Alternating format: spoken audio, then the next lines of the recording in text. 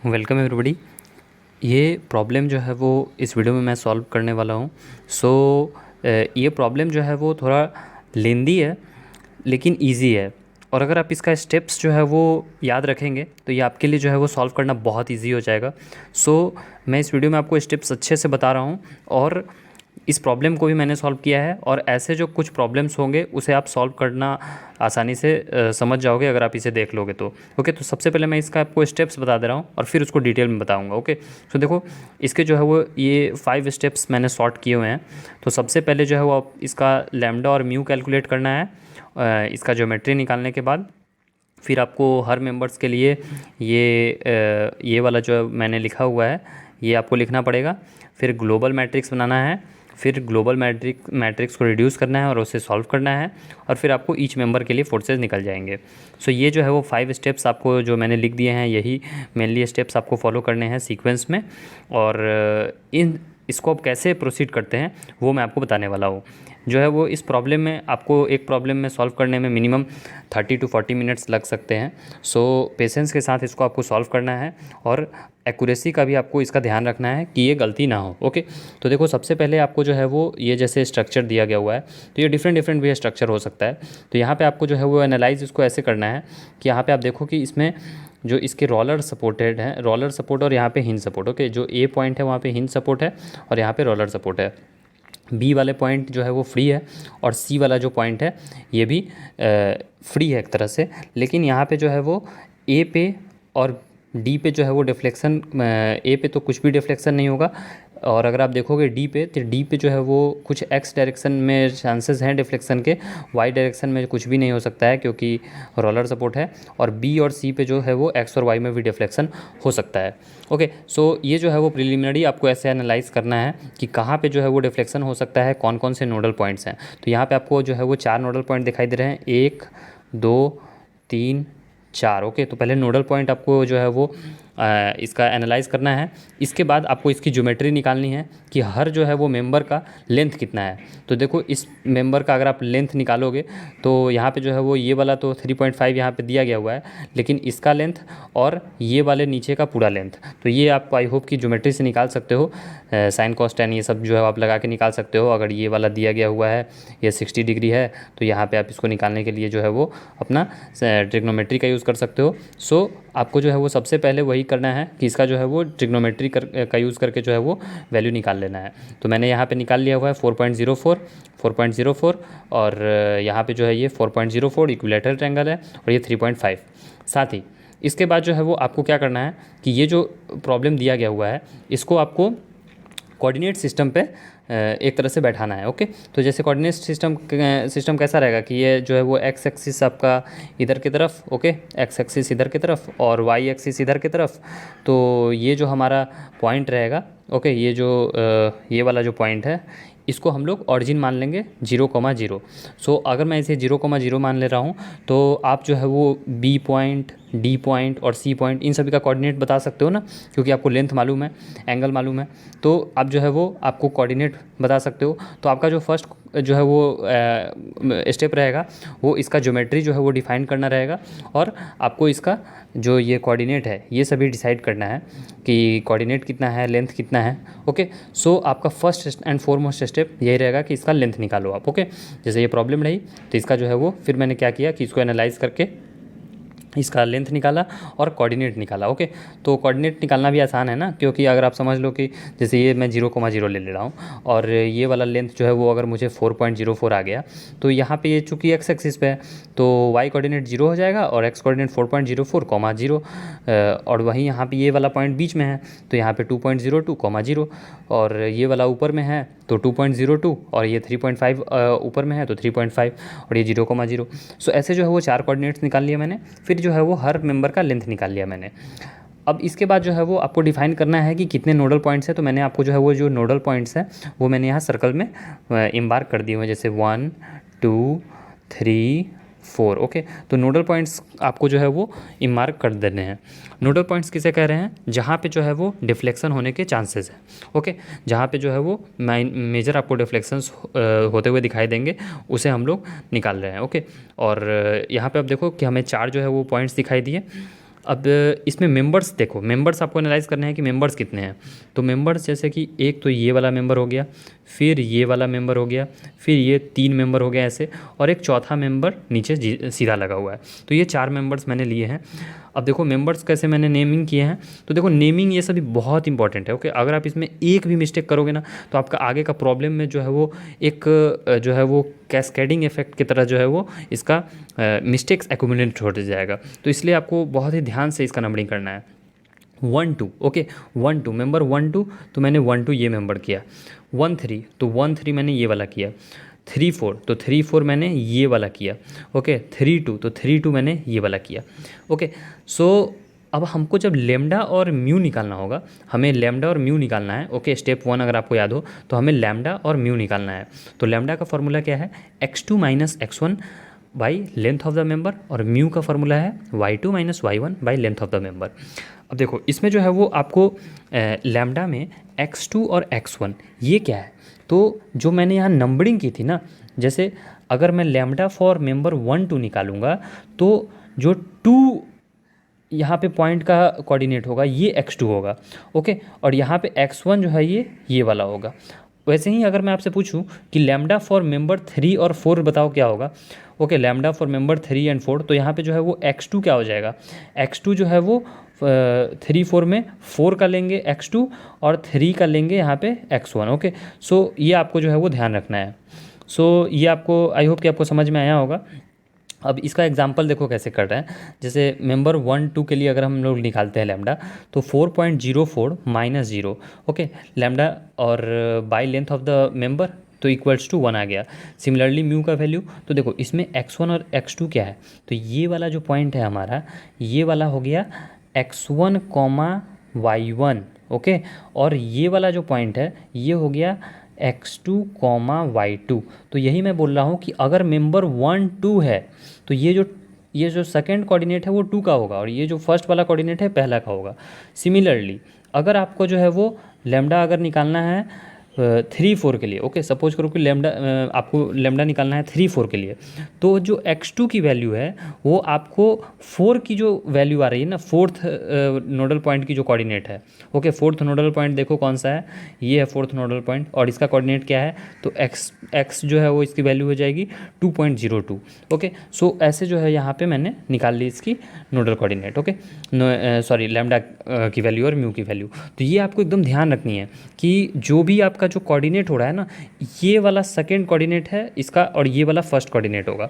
तो ऐसे चल रहा है, अगर 3 4 है तो x2 of x of 4 minus x of 3। Okay तो x2 इसका लेंगे और x1 इसका लेंगे। सो ऐसे जो है वो लैम्डा और म्यू निकाल रहे हैं। आप इसको थोड़ा अच्छे से बनाओ खुद से, और उसके बाद जो है ये वाला टेबल को आप देखो, आपको क्लियरली समझ में आ जाएगा। कुछ हार्ड एंड फास्ट नहीं है, लेकिन यूजुअली स्टूडेंट्स गलती करते हैं, इसलिए मैं आपको यहाँ पे एम्फेसाइज कर रहा हूँ, क्योंकि लैम्डा म्यू की अगर वैल्यू गलती हुई तो फिर बाद में आपका जो है वो मैट्रिक्स गलती होगा, सॉल्यूशन गलती होगा, फिर आपको फोर्सेस भी गलती हो जाएंगे। अब देखो जैसे 3 और 2 मैंने लिखा, तो यहाँ पे जो है वो x2 माइनस x1 लेना है ना, x2 माइनस x1, तो x2 में जो है वो किसकी वैल्यू मैं लूँगा, 3 की या 2 की, 2 की। ओके x2 में वैल्यू लूँगा मैं 2 की, और x1 में वैल्यू लूँगा मैं 3 की। समझ में आ गया। सिमिलरली फॉर y2 में वैल्यू लूँगा 2 की, और x1 में वैल्यू लूँगा 3 की। सो आई होप कि आपको ये समझ में आया होगा। अब आप जो है वो इसको खुद से कोशिश करना बनाने का, और ये आपका क्लियर हो जाएगा। अभी आपको ये वाला जो है वो मैंने जो k का वैल्यू लिखा हुआ है ये आपको याद होना चाहिए।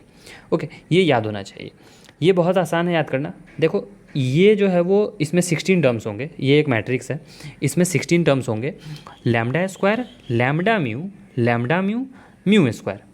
ओके अब जो सेकेंड वाला इसके बाद जो ये वाला होगा, ये और ये, ओके ये दोनों सेम रहेंगे और ये दोनों सेम रहेंगे। ओके सो आपको जो है वो याद रखना इजी होगा, इसलिए जो है वो मैं इसको 4 पार्ट्स में डिवाइड कर देता हूँ। ओके ये देखो ऐसा 1 2 3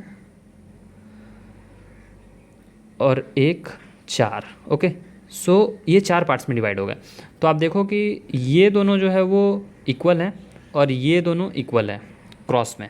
सो ये वाला जो है वो जो अगर आप देखोगे तो जो ये वाला है जस्ट इसका निगेटिव कर दोगे तो ये वाला हो जाएगा, और ये दोनों तो सेम ही है। तो ये आपको इजी से याद हो जाना चाहिए, आप इसको, कोई हार्ड नहीं है।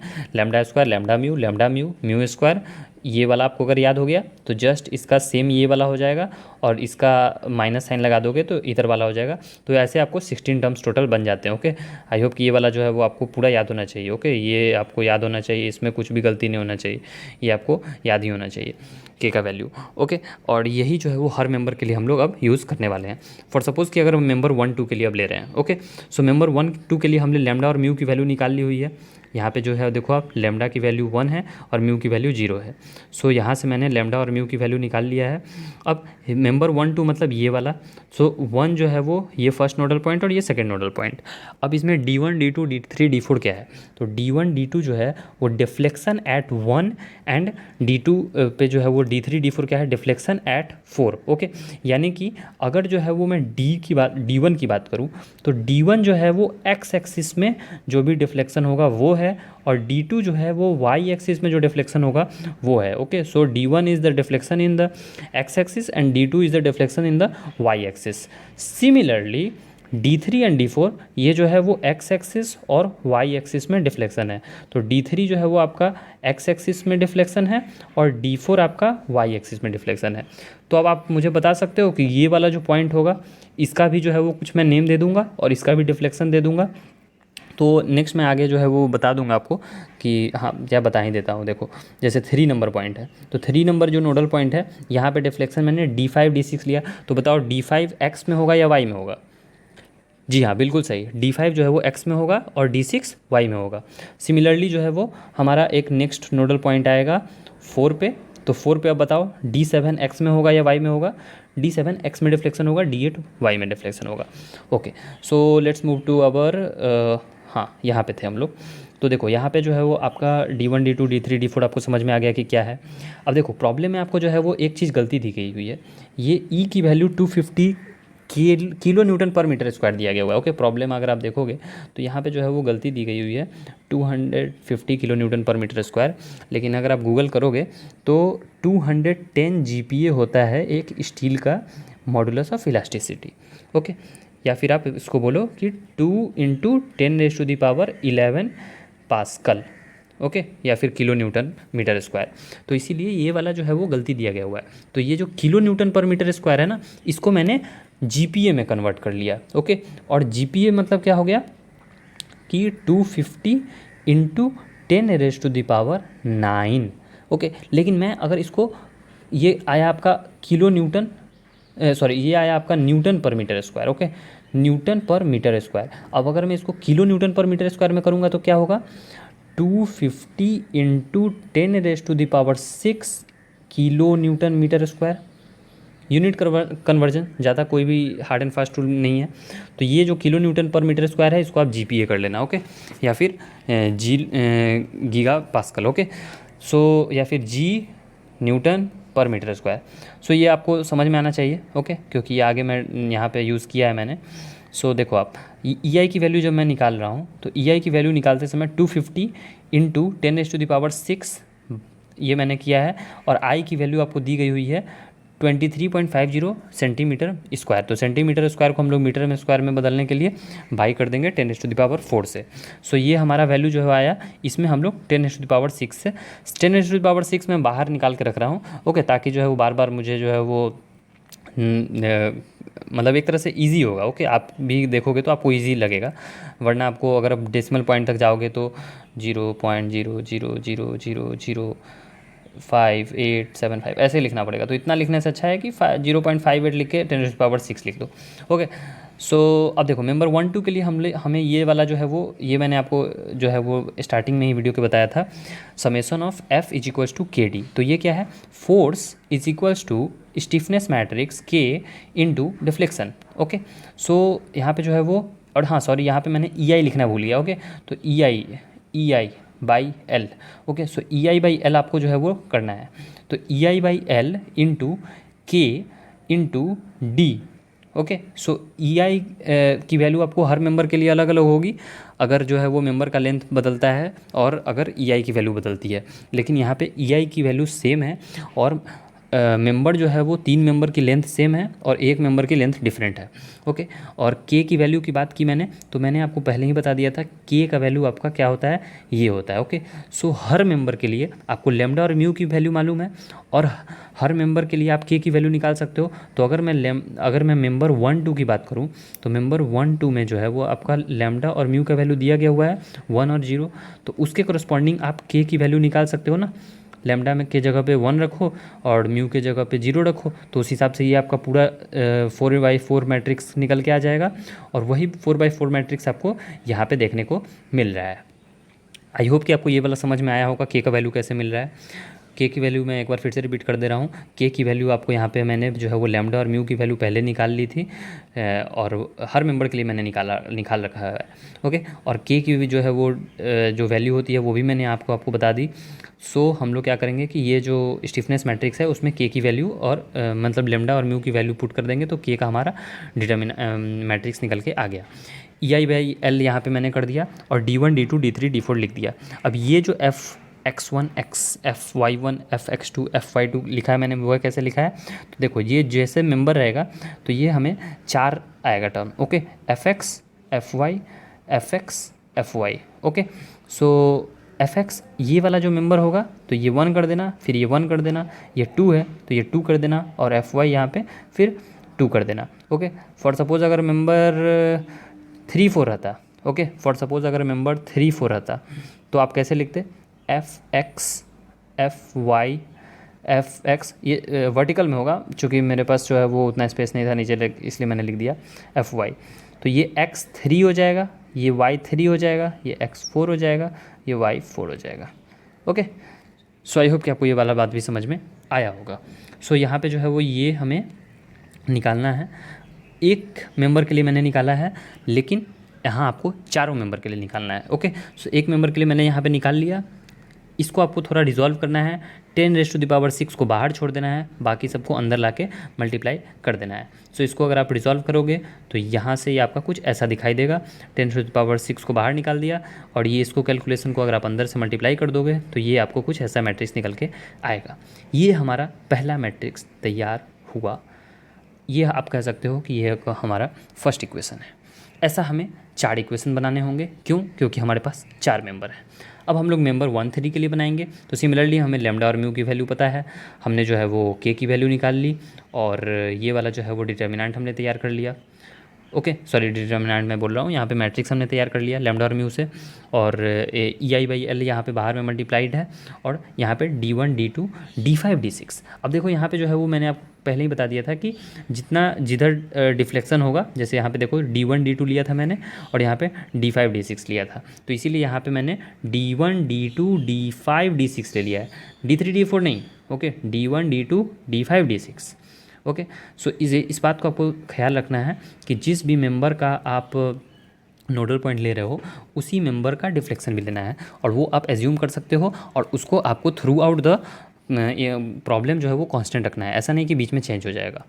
ओके, सो सिमिलरली जो है वो मैंने इसका भी वैल्यू निकाल लिया, तो ये हमारा इक्वेशन 2 निकल के आ गया फॉर मेंबर 1 and 3।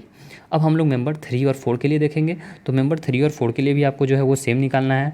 हाँ, अब देखो यहाँ पे EI/L की वैल्यू चेंज हो जाएगी, क्यों, क्योंकि यहाँ पे हमारी लेंथ डिफरेंट है। मेंबर 3 4 की अगर आप लेंथ देखोगे तो मेंबर 3 4 की लेंथ कितनी है, 3.5। लैम्डा और म्यू की वैल्यू आपकी मैंने पहले ही निकाल लिया था, सो हमारा ये मैट्रिक्स निकल के आ गया। ओके, अब इसमें जो है आप वैल्यू पुट कर दो तो हमारा ये वाला जो है वो थर्ड इक्वेशन हो गया। ओके, ये हमारा थर्ड इक्वेशन हो गया और सिमिलरली जो है वो आप देखो कि हमारा मेंबर 3 2, ये हमारा फोर्थ जो मेंबर है, ये वाला मेंबर ये। ओके, सो इसके लिए मेंबर 3 4 के लिए हमने लिखा EI/L इंटू ये जो मैट्रिक्स है ये और into D5 D6 D3 D4। Okay, I hope कि आपको इसमें कन्फ्यूजन नहीं हो रहा होगा। अगर आपको कन्फ्यूजन हो रहा है तो आप वीडियो को पीछे रिवाइंड करें और फिर से देखें, क्योंकि ये आपको हर बार लिखना पड़ता है। तो देखो ये जो है वो यहाँ पे मैंने 3 2 किया हुआ है, तो 3 पे 5 6 है, तो 5 6 और यहाँ पे 3 4 3 4। ओके, सो ये हर मेंबर के लिए आपका जो है वो चेंज हो जाएगा वैल्यूज़। तो आप देख लो कि आपका D1 होगा या D2 होगा, D3 होगा, D4 होगा, D5 होगा, D6 होगा, D7 होगा, D8 होगा, जो भी होगा उस हिसाब से लिखो। ओके, अब देखो इसमें आगे जो है वो आपको यहाँ पे ऐसा जो है वो इक्वेशन फोर्थ बन के आ गया। 3 तक हमने बना लिया था, ये चौथे मेंबर के लिए भी हमारा बन के आ गया। तो अब हमारा जो है वो चारों मेंबर का मैंने फोर्स का इक्वेशन लिख लिया मैट्रिक्स और डिस्प्लेसमेंट के टर्म में कि EI/L इंटू के इंटू डी।